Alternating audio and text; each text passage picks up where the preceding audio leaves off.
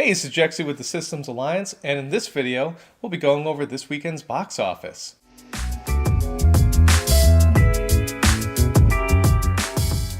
So to lead off, Solo: A Star Wars Story dropped 65% to bring in just over $29 million.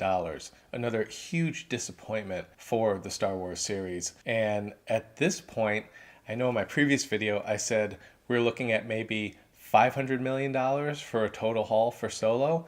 I'm going to be bringing that down to around 400 to 450 now. It might even drop lower than that if its international gross continues to fall as it is.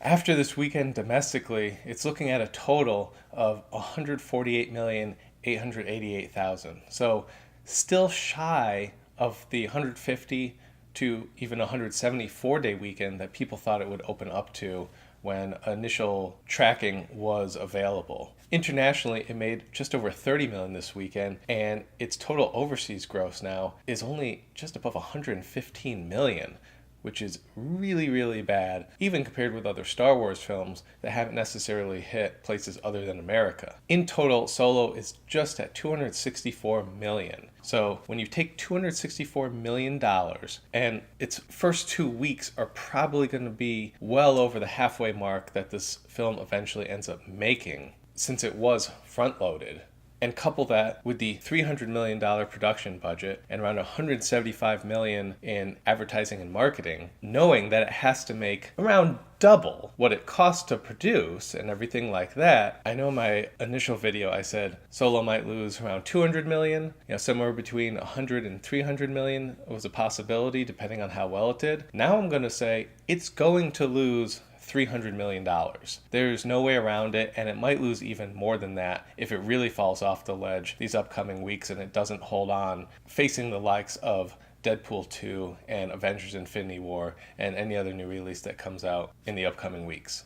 I really think that Rian Johnson and his trilogy are done.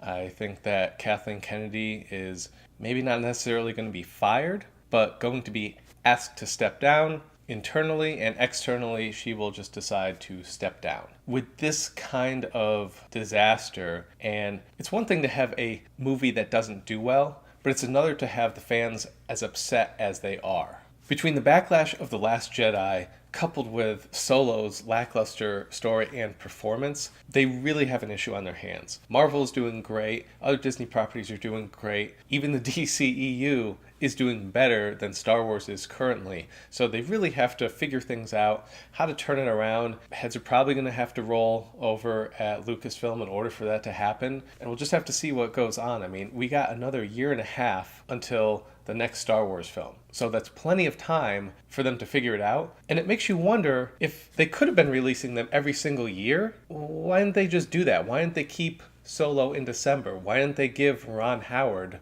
a chance to maybe direct his own movie instead of just filling in and Kathleen Kennedy telling him what to do, paint by numbers type of story? They could have used more time to finish that movie, but instead decided to rush it out, and rushed it out in such a weird time frame. So Avengers has contracts with all the stores for all of their merchandise and toys and advertising and everything that it has to be in stores until a certain point. And so Solo could not even capture an audience with advertising because their own studio, Marvel, but owned by parent company Disney, both of them, was preventing them from doing that. So why would they do that? They had a nice December time slot set up for them. You go to the movies in December, you're going to see a Star Wars movie. You get the little warm and fuzzies. You bring your family. It's going to be great.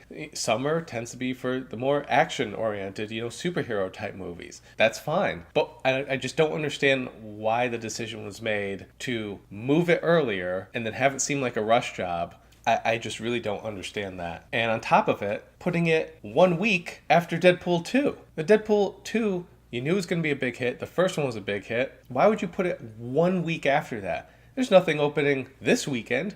If you open it this weekend, you probably would have done a little better than the 80 plus million that you pulled in on the first weekend. But once again, they decided not to do that either. And I'm just really confused. It's almost like they knew it was going to fail and just said, push it out as soon as possible. But if you know a movie's going to fail, and Kathleen Kennedy is the one making the decisions to hire these directors, and then constantly fire the directors. Eventually, someone's going to have to take some responsibility for the state of Star Wars. And I think that person's going to be Kathleen Kennedy, and I think Rian Johnson's probably going to be out for the trilogy.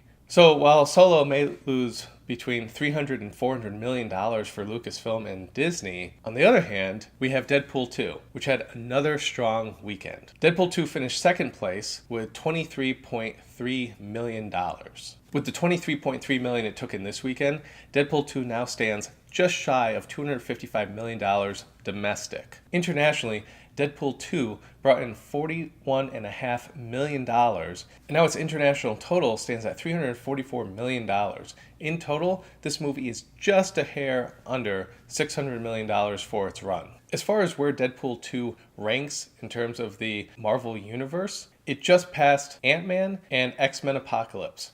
Up next is X2, X-Men United, and Logan. And keep in mind, these are their total runs that Deadpool's approaching, even though it's still going strong. So overall, Deadpool 2 looks like a success. Meanwhile, Avengers brought in $10.3 million and adds to its total domestic number of $642 million.